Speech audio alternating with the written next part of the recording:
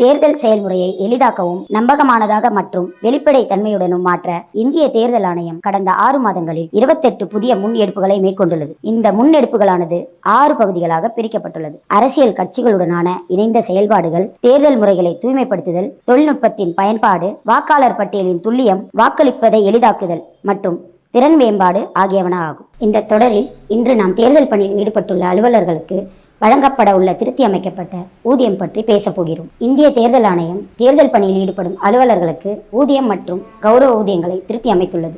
இதற்கு முன் இத்தகைய ஊதிய திருத்தம் 2014 முதல் 2016 இடையில் நடைபெற்றது. இதன்படி வாக்குச்சாவடி நிலை அலுவலர்கள் ஆண்டு ஊதியம் இரட்டிப்பாக்கப்பட்டுள்ளது. அதனுடன் மேற்பார்வையாளர்கள், தேர்தல் பணியாளர்கள், மத்திய ஆயுத போலீஸ் படை உறுப்பினர்கள் மற்றும் கண்காணிப்பு குழுக்களின் ஊதியங்களும் திருத்தப்பட்டுள்ளன.